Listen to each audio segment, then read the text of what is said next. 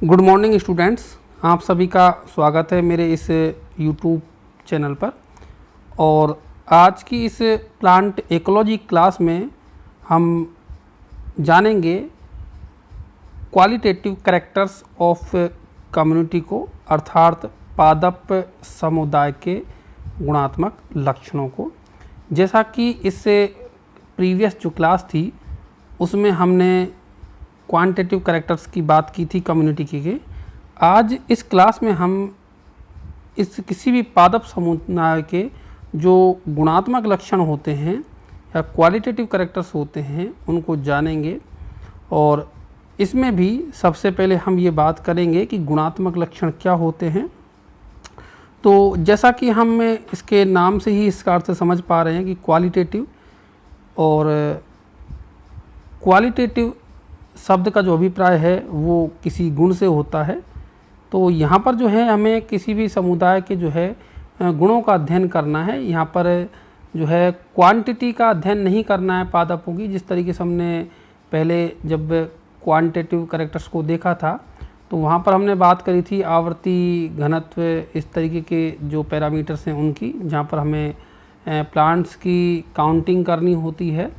लेकिन यहाँ पर जो है ये जो गुण हैं वो किसी पादप समुदाय के जो हैं इनको हम एक तरीके से कह सकते हैं कि ये ऐसे लक्षण हैं जिनको हम संख्यात्मक रूप से दर्शा नहीं सकते, इनको अभिव्यक्त नहीं कर सकते। तो ऐसे जो लक्षण हैं वो गुणात्मक लक्षण कहलाते हैं या क्वालिटेटिव कैरेक्टर्स कहलाते हैं कम्युनिटी के। साथ ही आपको कम्युनिटी के बारे में तो पहले ही बता दिया गया ही था कि कम्युनिटी जो है वो एक तरीके से कह सकते हैं कि हम पॉपुलेशन से ऊपर की चीज़ है, पॉपुलेशन से ऊपर की जो है अवधारणा है, जहाँ पर विभिन्न जो प्रकार की जो पॉपुलेशंस हैं वो साथ साथ रहती हैं एक ही निवास स्थान में। तो हम जो है अब देखें तो पादप समुदाय के इन गुणात्मक लक्षणों में सबसे पहला जो है वो है फिजियोनोमी और अपीयरेंस, जिसे हम रूपाभास भी कहते हैं या समुदाय का स्वरूप भी से हम कहते हैं। रूपाभास या फिजियोग्नोमी जो है समुदाय को देखने से पादपों का जो आभास हम शब्दों में व्यक्त करते हैं वही इसका अपीयरेंस कहलाता है, रूपाभास कहलाता है। अपीयरेंस को हम एक सीधे से अर्थ में ये समझ सकते हैं कि समुदाय किस तरीके का दिखाई दे रहा है, उसे जिस तरीके से हम शब्दों में व्यक्त करें वही उसका रूपाभास है। जैसे कि हम किसी समुदाय को देख रहे हैं दूर से, तो उसमें देख रहे हैं हम कि यदि बड़े वृक्ष हैं तो उसको हम वृक्ष समुदाय कह देते हैं, जहाँ पर वृक्ष जो है वो छोटे जो पौधे होते हैं उन पर प्रभावी होते हैं।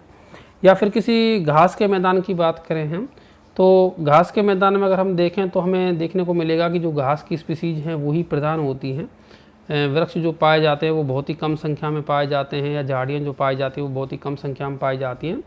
तो ऐसे में जब हम उस समुदाय को देखते हैं तो हमें एक ही प्रकार के पौधों की अधिकता दिखती है, हम उसी नाम से उसे बोल देते हैं। जैसे कि ये घास का मैदान का जो है समुदाय है, या ये रेगिस्तान है, या ये रेन फॉरेस्ट समुदाय है। इस तरीके से जो है हमें दूसरे शब्दों में कहें तो एक नज़र से देखने पर जो मालूम होता है उस आधार पर ही समुदाय का आकलन जो है वो कहलाता है उसका अपीयरेंस या फिजियोनोमी या समुदाय का स्वरूप, या उसको हम रूपाभास कहते हैं। और रूपाभास में जो है जैसा कि आपको बताया, हम देख कर मात्र से ही जो है किसी भी समुदाय के बारे में, चाहे वो कोई घास स्थल समुदाय हो सकता है, चाहे वो कोई वन समुदाय हो सकता है, या फिर वो किसी मरुस्थल का समुदाय हो सकता है, तो इसके बारे में जो है हम अंदाज़ा लगा सकते हैं। तो ये जो है पहला इसका क्वालिटेटिव कैरेक्टर्स हो गया। दूसरा जो है वो है फिनोलॉजी या ऋतु जैविकी, जिसे हम आवर्तता भी कहते हैं या परिघटना विज्ञान कहते हैं। नाम से भी हम इसका अर्थ समझ पा रहे हैं, ऋतु जैविकी अर्थात पादप की जो विभिन्न प्रजातियां होती हैं तो उन विभिन्न प्रजातियों के जो लाइफ साइकिल है या जीवन चक्र है उसमें हम जानते ही हैं कि जो घटनाएं होती हैं, प्रमुख घटनाएं जैसे कि पुष्पन की बात करें, हम उसमें फल लगने की बात करें, तो अलग अलग स्पीसीज में जो है ये घटनाएं चूँकि अलग अलग समय पर होती हैं। इन घटनाओं का अगर हम देखें तो एक विशेष महत्व होता है पादप के जीवन चक्र में हम देखें तो इन घटनाओं को या इन विभिन्न अवस्थाओं को जब हम समय के साथ एक तरीके से रिकॉर्ड कर लेते हैं, उसका लेखा तैयार कर लेते हैं, तो इस अध्ययन को ही या जीवन चक्र की इन अवस्थाओं के अध्ययन को ही हम कहेंगे परिघटना विज्ञान, या इसको मृत्यु जैविकी या फिनोलॉजी कहते हैं। हम जैसा कि हमारे डेली लाइफ में भी देखते हैं, विभिन्न पादपों को जब हम ऑब्जर्व करते हैं तो ये देखने में आता है कि किन्हीं विशेष पादपों के अंदर जब रेनी सीजन होता है तो पुष्प खिलते हैं, एक विशेष मौसम में जो है उनके अंदर फल लगते हैं, या हम कह सकते हैं कि एक विशेष मौसम के अंदर जो है उसमें पतझड़ शुरू होता है। तो इस तरह की जो घटनाएं हैं वो समुदाय में अलग अलग प्लांट स्पीसीज के साथ में चलती रहती हैं, और इन घटनाओं को जो है हम समय के साथ में एक तरीके से इनका एक लेखा तैयार कर सकते हैं, और यही जो है हमारा फिनोलॉजी कहलाता है। तीसरा जो एक महत्वपूर्ण लक्षण है वो है स्ट्राटिफिकेशन या स्त्रीकरण। स्त्रीकरण जो है एक ऐसा तरीका है जिसमें अनेक जातियों के जो पौधे होते हैं उनको हम विभिन्न ऊर्ध्वाधर स्तर पर इस प्रकार से व्यवस्थित कर सकते हैं कि वे उपलब्ध भौतिक और क्रियात्मक आवश्यकताओं का पूर्ण रूप से उपयोग कर सकते हैं। या दूसरे शब्दों में हम ऐसा कह सकते हैं कि प्रकृति में जो है हम देखते हैं कि हमें हर स्वभाव के पौधे जो है देखने को मिलते हैं। कुछ पौधे जो है हमें शाकीय भी देखने को मिलते हैं, झाड़ी के रूप में भी देखने को मिलते हैं, ये छोटे वृक्ष के रूप में भी देखने को मिलते हैं, या बहुत बड़े वृक्षों के रूप में भी देखने को मिलते हैं। कुछ पौधे ऐसे भी होते हैं जो ज़मीन पर कह सकते हैं कि सतह पर पाए जाते हैं, उसी सतह पर वृद्धि करते हैं। तो यहाँ पर हम अगर देखें तो अगर हम इसको एक स्तर के हिसाब से देखें तो ज़मीन के स्तर से लेकर के, या हम कह भी सकते हैं कि ज़मीन के नीचे भी जो है कुछ जो है स्पीसीज पाई जाती हैं। तो ज़मीन के जो स्तर से लेकर के और एक बहुत ऊंचाई तक के स्तर पर जो है पादप के जो स्वरूप हैं वो हमें देखने को मिलते हैं। और इन अनेक जातियों के जो पौधे इन विभिन्न ऊर्ध्वाधर स्तर पर इस प्रकार से व्यवस्थित होते हैं कि ये अपनी भौतिक और क्रियात्मक आवश्यकताओं का पूर्ण रूप से उपयोग कर सकते हैं। जैसे कि हमने देखा है रॉन फॉरेस्ट में अगर हम देखें तो पादप जो है वो प्रकाश प्राप्त करने के लिए बहुत ही ऊंचाई के पादप हो जाते हैं। साथ ही अगर हम उन पादपों पर पाए जाने वाले अधिपादपों की बात करें या एपीफाइट्स की बात करें तो वो ऊंचे से ऊंचे पौधे के जो है तनों पर पाए जाते हैं। तो इस प्रकार जो है एक किसी भी समुदाय के अंदर जो है एक स्त्रीकरण जो है हमें देखने को मिलता है ऊर्ध्वाधर स्थिति में, और इस स्त्रीकरण से भी जो है हम समुदाय का एक अध्ययन कर सकते हैं कि किन किन ऊंचाइयों के जो है कह सकते हैं कि पौधे जो है उस समुदाय में विद्वान हैं। साथ ही जो है किसी भी वन में जो पेड़ों की बात करें हम तो पेड़ों की जैसे ऊंचाई की बात करें तो वो भी हमें देखते हैं कि अलग अलग देखने को मिल सकती है। जैसे अगर हम नीम की, पीपल की, इस तरह के पौधों की बात करें तो उनका एक अलग स्तर होता है, वो बड़े पेड़ होते हैं, उनके नीचे जो है झाड़ियाँ पाई जा सकती हैं। जैसे बेर की झाड़ी की बात करें हम या अन्य जो जाल की बात करें, इस तरीके के जो पौधे होते हैं वो पाए जा सकते हैं। फिर उसके नीचे जो है और जो है इस तरीके का जो छोटे शाकीय पादप हैं उनका स्तर रहता है। ज़मीन के नीचे भी जो है विभिन्न प्रकार के सूक्ष्म जीवों का अपने आप में एक स्तर होता है। तो इस तरीके से किसी भी समुदाय के अंदर हमें जो है स्त्रीकरण जो है देखने को मिलता है। और ये जो स्त्रीकरण है वो एक तरीके से कह सकते हैं, जैसा कि आपको पहले भी बताया, कि किसी भी पादप के लिए ये बहुत ही आवश्यक है, क्योंकि प्रत्येक पादप एक ऐसे स्तर पर व्यवस्थित रहना चाहता है जहाँ से उसे सारी जो एक तरीके से सभी जो वातावरणीय उसकी आवश्यकताएं हैं वो पूरी हो सके और वह अपना जो जीवन यापन है वो आसानी से जो है वो पूरा कर सके। ठीक इसी प्रकार अगर हम जलीय पारिस्थितिक तंत्र में बात करें तो जलीय परितंत्र में या वाटर वाले जो एक तरीके से कह सकते हैं कि जो आवासों की हम बात करें तो उनमें भी जो है हमें देखने को मिलता है स्थिरीकरण तापमान का है, चाहे वो प्रकाश के स्थिरीकरण की बात करें हम। तो प्रकाश के अगर स्थिरीकरण की बात करें हम तो वहाँ पर प्रकाश हम देखते हैं कि एक जलाशय के अंदर जो प्रकाश की जो मात्रा है वो ऊपर से नीचे जाने पर जिस तरीके से जितनी गहराई में हम जाएंगे धीरे धीरे कम हो जाती है, तो वहाँ पर प्रकाश का जो है हमें स्थिरीकरण देखने को मिलता है और उसी के हिसाब से जो है वहाँ पर वनस्पति और पेड़ पौधे जो है वो देखने को मिलते हैं। तो वहाँ पर भी जो है स्थिरीकरण हमें देखने को मिलता है। इसके अलावा क्षैतिज स्तर भी हमें देखने को मिलते हैं। क्षैतिज रूप से जलवायु के अनुसार जो विभिन्न प्रकार के बायोम होते हैं जैसे कि मरुस्थल, घास, वन इत्यादि भी जो है ये एक कह सकते हैं कि जलवायु के अनुसार जो है व्यवस्थित रहते हैं। तो जो स्तरीकरण होता है वो दोनों प्रकार का हमें देखने को मिलता है, चाहे वो हॉरिजॉन्टल हो सकता है और चाहे वो लॉन्जिट्यूडिनल हो सकता है या वर्टिकल हो सकता है। नेक्स्ट अगर हम बात करें क्वालिटेटिव कैरेक्टर्स की, वो है एबुडेंस या बाहुल्यता। बाहुल्यता जो है इसका भी जो है हम नाम से ही अर्थ जान पा रहे हैं। किसी भी कह सकते हैं कि पादप स्पीसीज का, किसी पर्टिकुलर स्पीसीज का बाहुल्य होना किसी समुदाय के अंदर वो बाहुल्यता जो है कहलाता है। तो इसे हम प्रचुरता भी कहते हैं। और ये जो प्रचुरता है वो जातियों के जो घनत्व है उसके साथ संबंधित होती है, लेकिन परिमाप में जो है ये प्रदर्शित सामान्य तौर पर नहीं होती है, लेकिन ये घनत्व से जो है संबंध रखती है। यदि हम कह सकते हैं दूसरे शब्दों में कि अगर किसी समुदाय के अंदर घनत्व ज़्यादा है किसी पादप स्पीसीज का तो उसकी बाहुल्यता भी जो है हमें अधिकतर ज़्यादा देखने को मिलती है। तो इस बाहुल्यता की अगर हम बात करें तो बाहुल्यता जो है जो पौधे होते हैं, जैसा कि हम जानते हैं किसी भी जो इनका निवास क्षेत्र जो होता है पौधों का, उसमें ये जो पौधे होते हैं वो एक अलग अलग पैटर्न में व्यवस्थित हमें दिखाई देते हैं।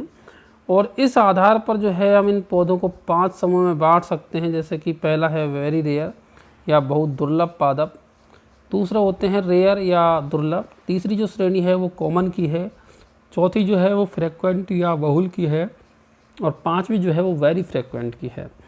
तो हम इसमें देख रहे हैं कि ये 1 नंबर से लेकर के और जो 5 तक है वहाँ पर एबुडेंस जो वो बढ़ रही है।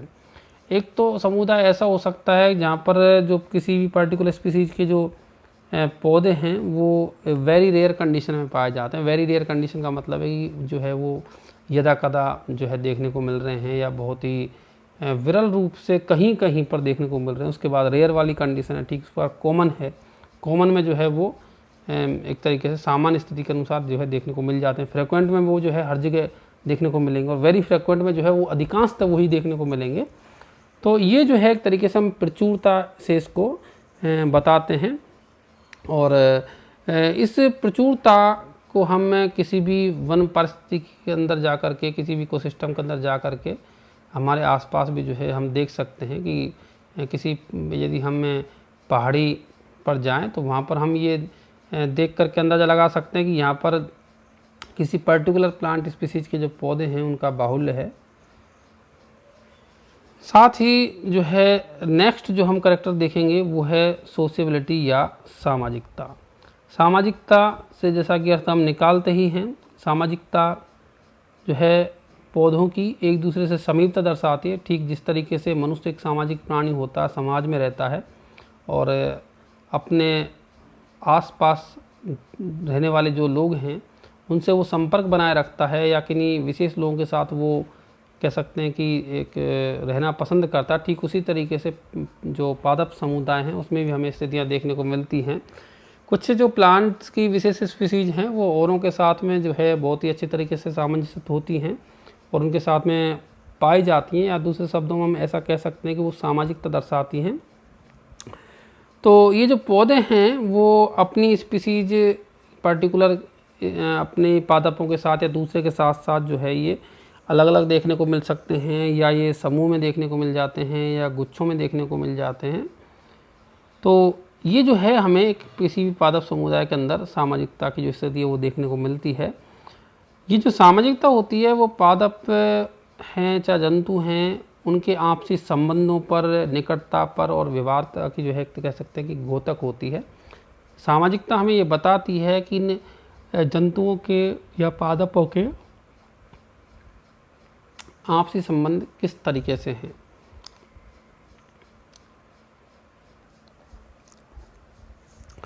सामाजिकता जो है पादपों की संगठन शक्ति को भी प्रदर्शित करती है कि पादप जो है वो कितने संगठित रहते हैं।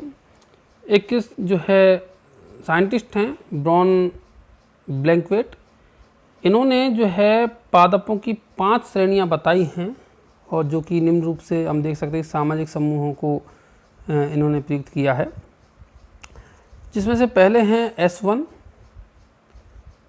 यहाँ S का जो मतलब है वो सोशबिलिटी से है। S1 जो है ये पादप एक दूसरे से अलग रहने वाले पादप होते हैं, जो कि बिल्कुल अलग अलग पाए जाते हैं।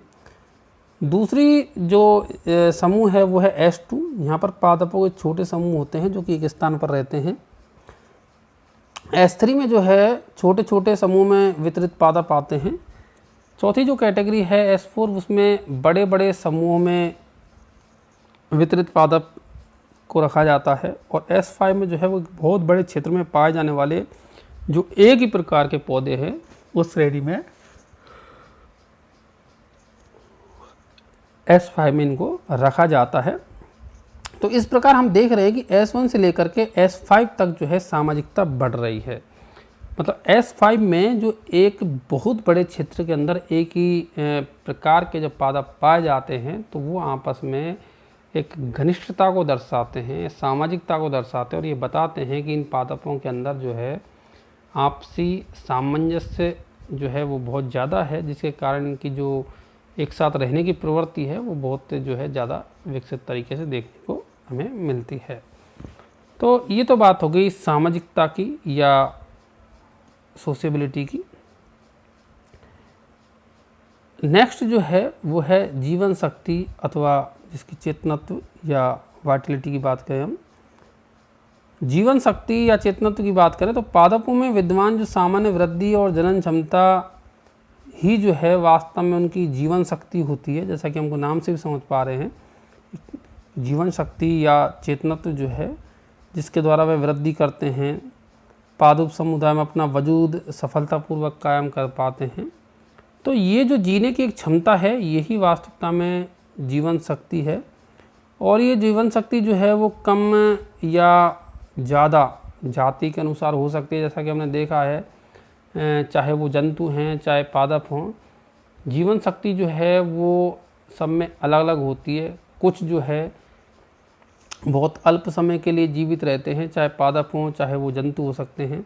कुछ जो है कि बहुत कह सकते हैं कि लंबे समय तक जीवनक्षम बने रहते हैं, सालों साल जनन की प्रक्रिया उनमें संपन्न होती है। तो ये जीवन शक्ति है वो जातियों पर निर्भर करती है।